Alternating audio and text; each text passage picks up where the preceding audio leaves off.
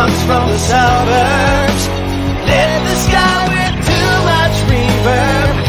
We're getting the band back together. Hello, everybody. Welcome back. Happy Monday. It is Monday, right? It is Monday. Welcome back to another episode of the Producer's Perspective Live. This is episode number 39, right, Mary? Is that right? Mary, give me a nod. Episode 39. It feels like we've done 397, but we've only done 39. 39 episodes, and we have a very, very special episode tonight. My very good friends, Kristen Anderson-Lopez and Bobby Lopez are going to be here this evening. That's right, the songwriters of Frozen. That's right, Let It Go. That's theirs. I think you've heard it before. Also, of course, they are, what a duo, Book of Mormon, Avenue Q, In Transit. These guys write it all. We're going to hear all about their creative process as well as what they're up to, and including they've got a couple kids. I just want to know what's going on with the Lopez family right now. So we're going to hear all about that in just a few moments. Don't forget, we are here for the Actors Fund. So just a reminder, Mary, throw up that link. Just a reminder to throw a few coins in the old tip jar. And if you enjoy anything that we say tonight, there are those stars. That's the fun part. And Mary will give you a big shout out. You can throw stars at us, grab them from the sky and throw them at us, and we'll throw a little money into the Actors Fund coffers as a result. It's good to see you all here tonight. Mary Alice, I know it's hard to believe this is 39. Hope everyone had the best weekend possible, considering, says Madeline. Hello from Chicago. Barbara back in. Drew back from Baltimore. We have a great week for you ahead with a lot of big stars. So you're going to want to keep tuning in. Hope you're all staying safe and staying healthy, staying home. I know the weather is getting much better here in New York. Big tendency to want to get outside. But please stay safe, stay healthy, and stay home. What else is going on? Nothing? Pandemic? Okay. Let's go on and bring on our guests. Please welcome to the show Bobby Lopez and Kristen Anderson-Lopez. Welcome, guys. Hey. Hello. Hi. Hi. How are you both? We're good. You're going to hear the sounds of our children cleaning up dinner behind us. So I love it. So for those of you who don't see the backstage, they joined us literally 30 seconds before 8 o'clock, and I literally said to Mary, they have a couple of kids. I have a feeling this was a kid-induced tardiness. So it was dinner time. Dinner, everything ran late today. Every meeting, everything. I don't know if there's Mercury is in retrograde, but today we had slight emergencies before dinner. We have this weird sink, and you can cook in it, and then you can drain the water, but all of our pasta went down the drain because you're supposed to put a basket in it. Not to put the basket in. So our dinner literally went down the drain at 7:15, and we were like, ah! Yeah, were you no, is it slow motion reaching for the pasta? We had meatballs and sauce on bread. We had meatball sandwiches because Okay. Because that's how we do when we're like, we're going live at 8 p.m. Tell everyone listening, how old are your kids? 15 and 11. 15 and 11. Wow. That's a lot different than the first time we met. And I was expecting you to say 7 and 4, Ken. 7 and 4. It has been a while. It's been a while. They just turned 15 and 11. We had 3 quarantine birthdays. Oh. So we had a quarantine and a quarantine birthday. And I also had a birthday. And Bobby had a birthday right before all this madness happened. Happy birthday to all of you. You too. I've been asking all of my parents, so what have you been talking to your kids, especially about their much different ages? How are they dealing with it? What are you telling them besides to keep doing the dishes while your mom and dad do a live stream? The dish doing thing is new. I mean, it really kind of came about as a result of quarantine, and we used to let them go do their homework so they could get to bed early, and now the chores have to be spread out among all of us, and everyone's pitching in. That's been one of the nice kind of silver linings of all of it. You know, we all do laundry, we all sweep up and vacuum up, and we have all these chores. It's like it's like a real family. As opposed to a theater family, which is anything like a real family. There were things to outsource that we all do ourselves, and kids have been really great about realizing, like, mom and dad don't stop all day long. We start by emptying the dishwasher and cooking the breakfast, and then we're moving into, like, someone's got to go source the food. And so they're seeing us in different roles, because we used to go out the door to go write musicals. Now we try and write musicals between all of those things. So EGOT winners and writers of one of the most popular songs on the planet also do laundry. And you were going to say EGOT winners no more. That's what I tell him when I know you have double EGOTed, but you've got to empty the dishwasher and garbage out. I love it. So where were you, as I've been asking everybody, where were you when the virus hit the fan? Like, were you together? Were you apart when all of a sudden you realized, oh, you know what, this is going to be different than what we had thought, and it's going to affect all of us? It was our kids' school did a really good job of being ahead of the curve. I think in part because the headmaster came from California. And California and all of his friends in California were about a week ahead of us. So our school raised flags long before anybody else in New York. And our school closed on that Tuesday, March 10th. Oh, wow. That was really.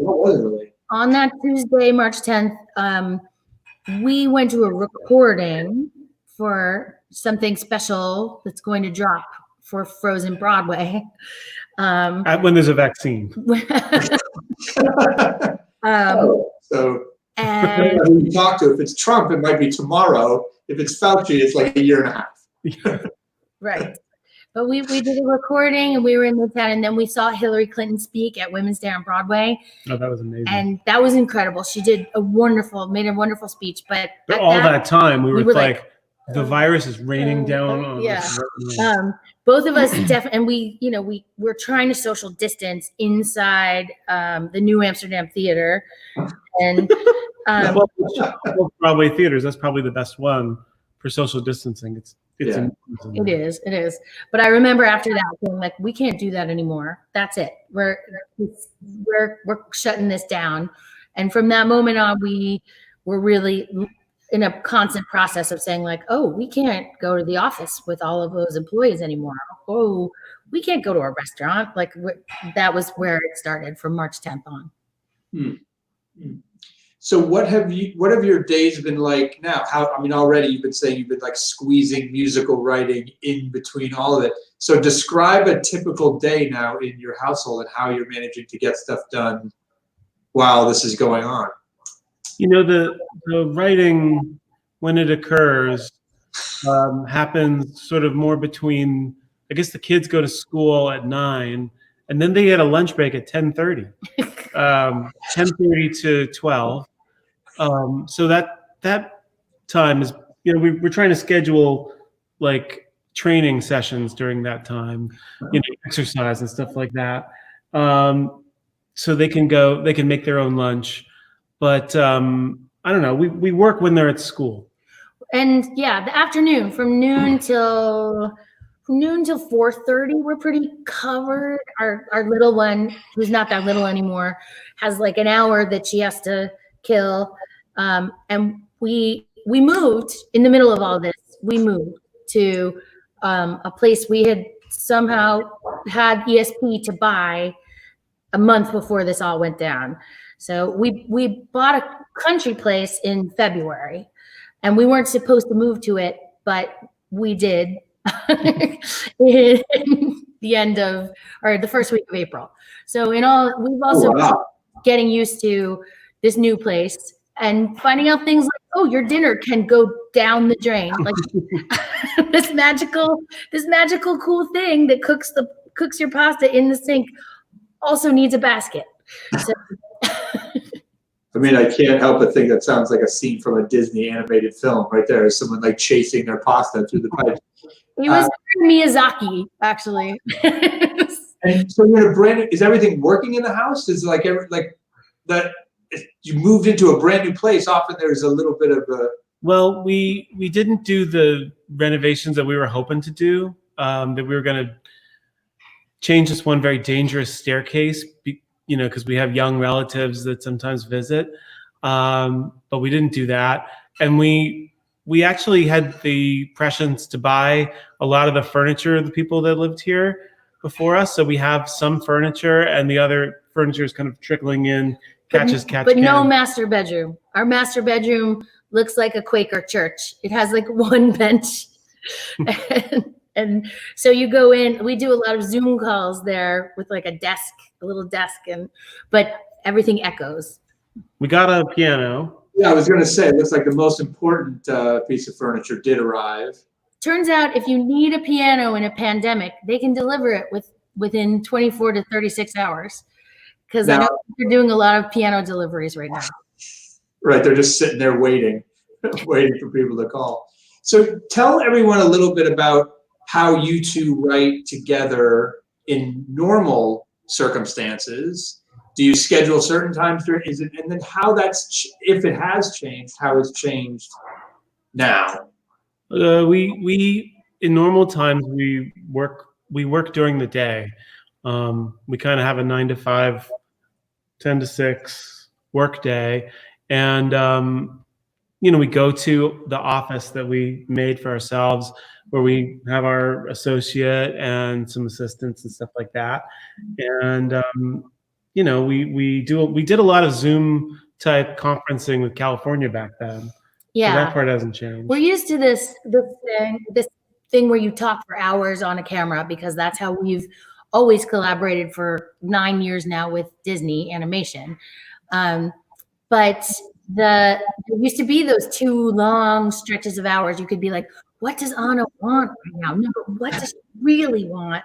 And you could spend lots of time, which is really a key part of writing a song, making sure you really are grounded in the emotional truth of your characters, and that emotional truth of your characters resonates with your own emotional truth, so that then you can pour your own experiences into the words and music.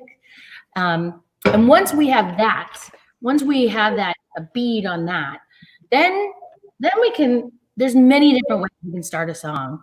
Sometimes some of my favorite songs that we've ever written come from that discussion and maybe having a hook, and then Bobby goes to his piano and starts improvising and comes up, and I'm like, oh, I love that, because his music is just so wonderful and full of it just really stimulates my imagination. And then sometimes I'll just come right up and we'll start improvising together, and it's like a play date. It's like pretending when you were a kid, except this time there's a piano and a deadline. So do you improvise lyrics as well? Do you just start? Yeah, you're batting phrases around. You're kind of, sometimes you even sort of assume the characters and just kind of go back and forth. Lyrics, when rhymes occur, you write them down. You make sure to get everything down. Sometimes we use a whiteboard. It's kind of nice to have everything in front of you when you're collaborating on lyrics. But yeah, it is like a play date, like Kristen said. Yeah, that's a great, someone just said they love that idea. I've never heard of it described that way myself. Of course, you're married, so that may make it easier for you to have these play dates. But this is how you do it. Yeah, I mean, I think we're lucky when we're working with wonderful collaborators. It also feels like a play date. So I think the best writers' rooms feel like a play date, at least in part. And sometimes once you get past the, like, you're going to do this and you're going to do this and you can't be late and everyone needs to wear deodorant, then you get into like, oh, wouldn't it be so cool if our characters did this? And you start using their voices, and it's just like what you did as a kid.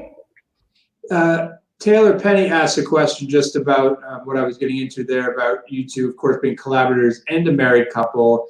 And I'm just curious about when you have those play dates, and if it's because you're married, if it's easier to be critical of someone and give someone notes, or it's harder. Is it harder to say, I don't love that, Bobby? Bobby, is it harder to say, Kristen? Or do you find it easier because you're just so familiar with each other? You know, there's moments where people get prickly and where there's extra sensitivity when you're vulnerable, when you're sharing. That often happens when there's a lot of work that someone does on their own. Like if I've spent the day without Kristen writing the whole song, just all the music, then I play it for her. I know she could say like, I don't like that, and the whole thing could be kind of canceled. But I wouldn't say it that way. I hate that. You also learn the language that can set your partner off. I think I learned, me saying like, I don't like that would not be good. But me saying like, oh, that's such a great start. I can't wait to like chime in and work together to find the words to this tomorrow. And what that says without saying it is, yes, this is a work in progress. Like this isn't done. And then there are those times that he comes up with a perfectly baked melody. And then I just say, give that to me. And then put it on the iPhone. And then I go off for 3 hours and write the lyric. I mean, we Remember Me, which was in Coco, just came because he wrote this beautiful melody in his underpants at the piano at breakfast. And I was like, put it in my phone. And then I went on the F train to go to an in-transit rehearsal and wrote the lyric on the subway. And then we came back and polished it together. Sometimes it works like that. Other times it's more like we gotta grope to find it, or like that little bit of melody triggers something in me that triggers a verse. And sometimes we get part of the way and we start making the demo before we have the whole song. But it's the act of recording it and getting into it and feeling it and then listening to it back, what you have so far, that inspires the rest. And, obviously what you're looking for is, where does this song go? Where does this song climax? Where are we heading? And what is the point of it? And until you find that, you really are groping. It's hard to know. We've used the word climax and groping. I'm sure that plays a part in it too. We've all signed consent, so don't worry. We're all good on this live stream. I would also say over the years, we've gotten much better. I think when we first started writing together, we had a lot more fights, usually at the very beginning, over control.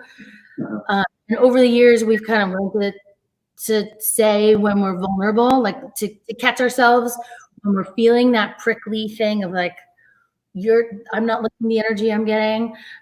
Instead of saying like, stop being an asshole, to say like, I'm feeling very vulnerable right now. I'm feeling a little bit of fear to share this idea with you. Where are you with that?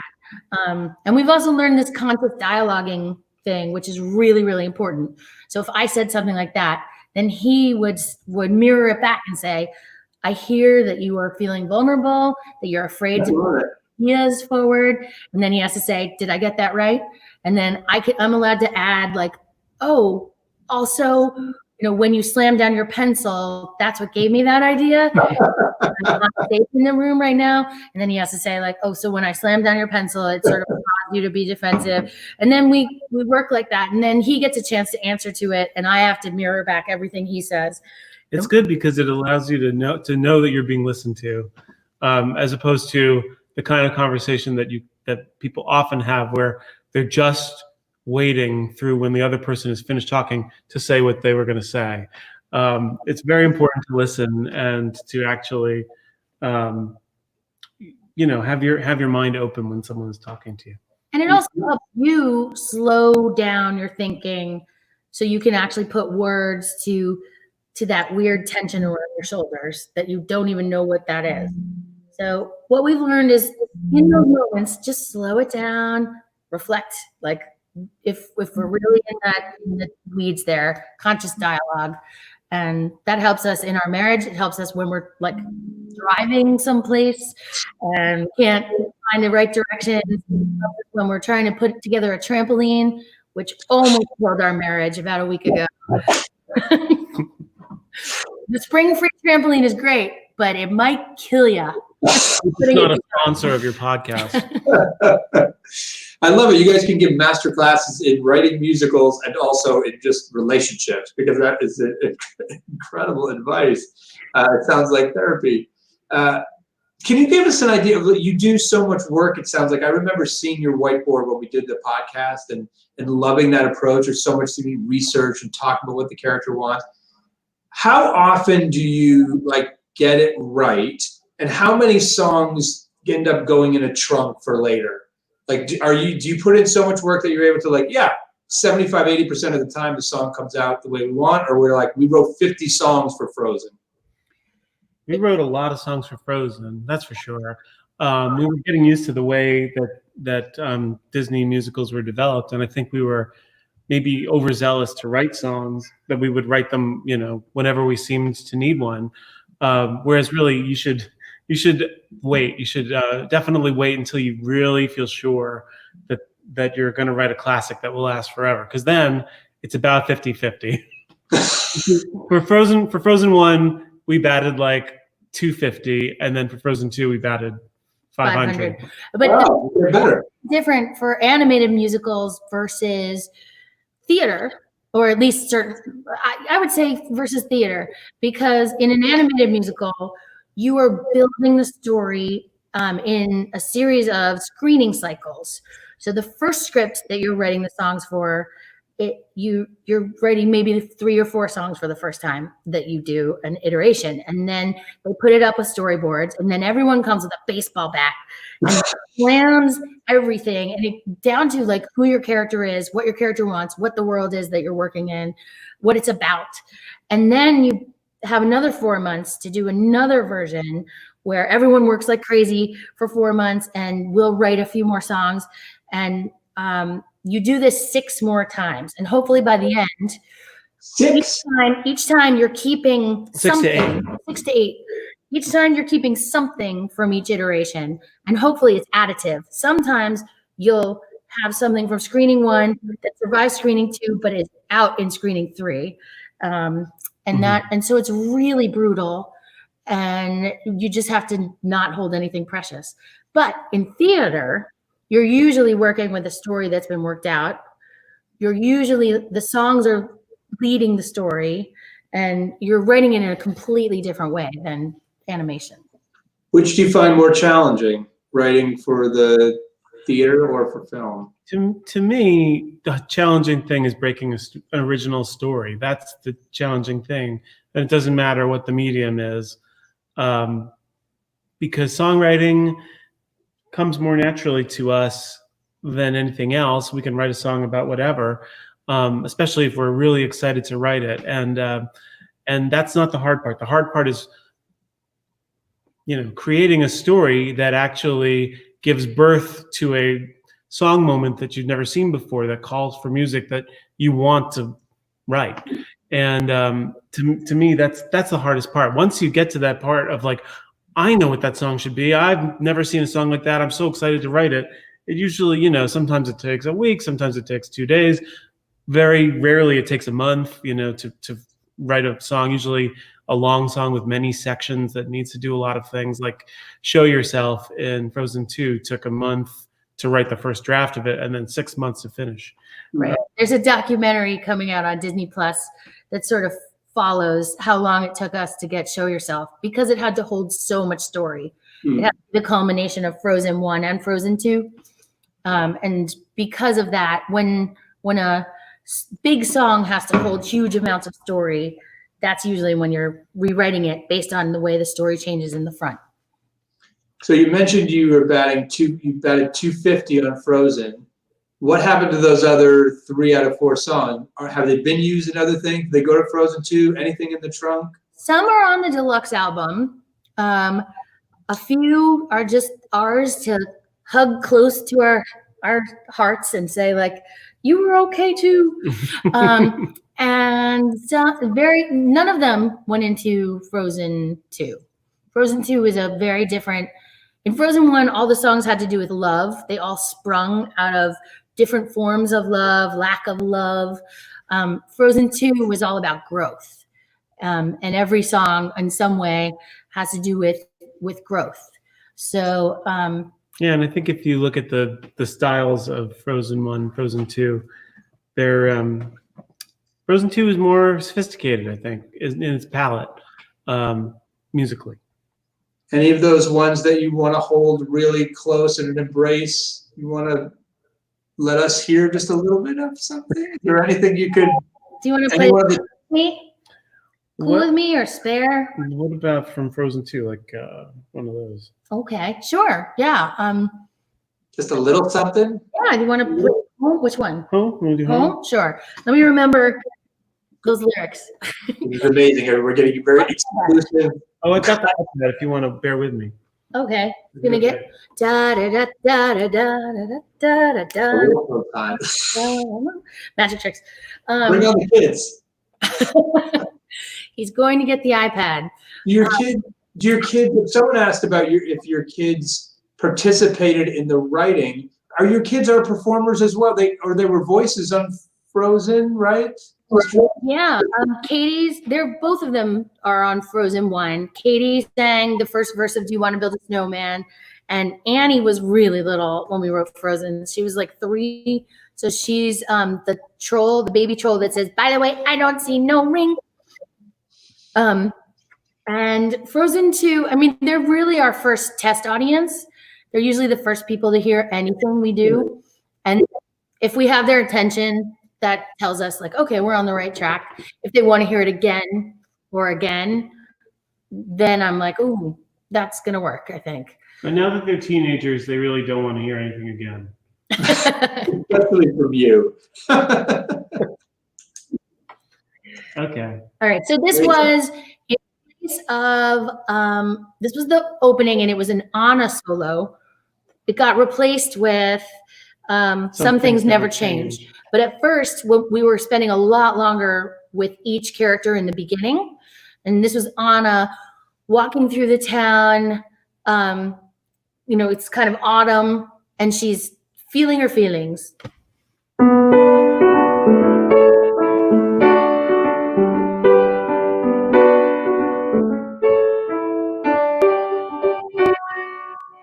I smell that soft breeze blowing through the fjord. I hear those creaking ships as old board meets old board. I breathe in the place I live and wonder what else can I picture this home. My home. Wandering through this town with everyone doing all of their stuff. Somewhere in my heart I feel I've not yet done enough for the people I know.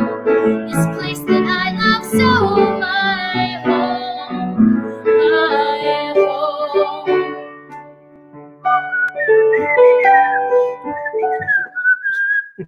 Uh-oh, I'm getting low battery sign.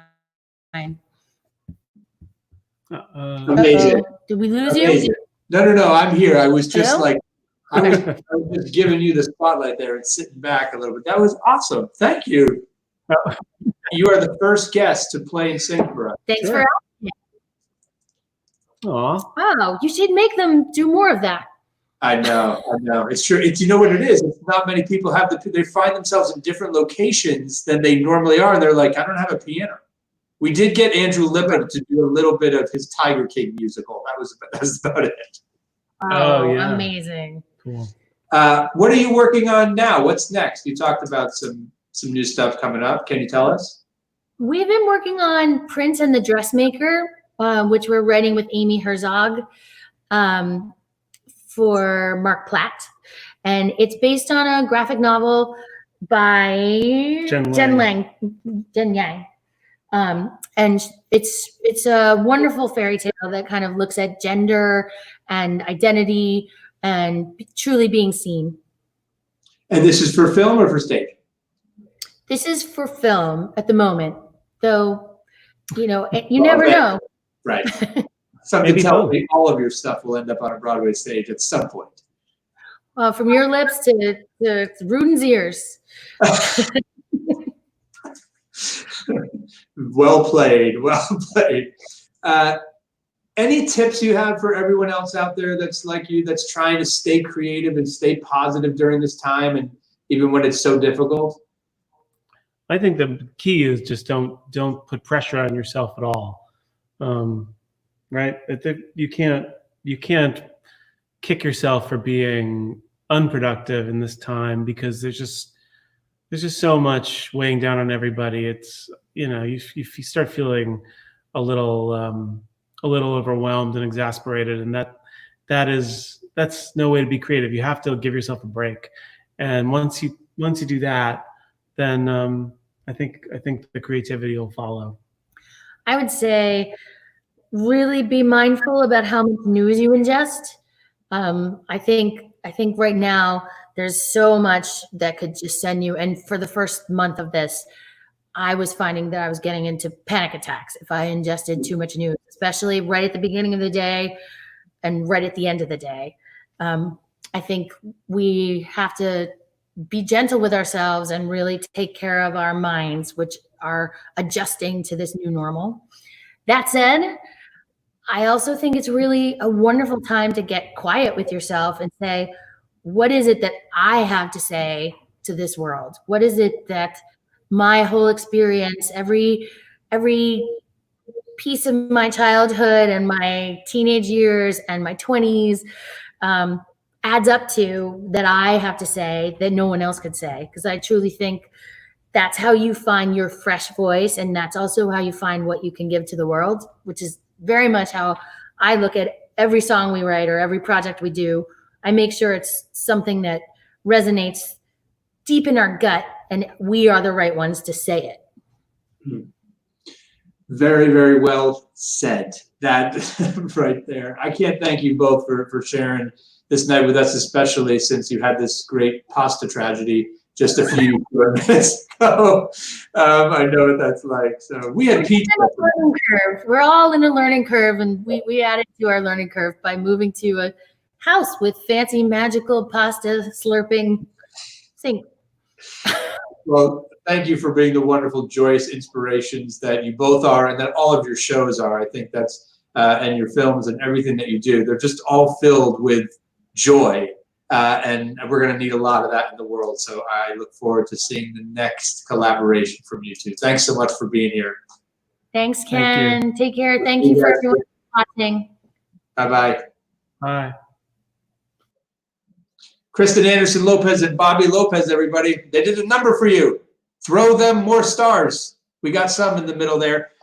Do throw some money into the Actors Fund Hoppers, so we can help all the people that are going to need it over the next several weeks. There's a whole industry out there, folks, that are going to be looking for a little assistance. So anything you can do would be appreciated.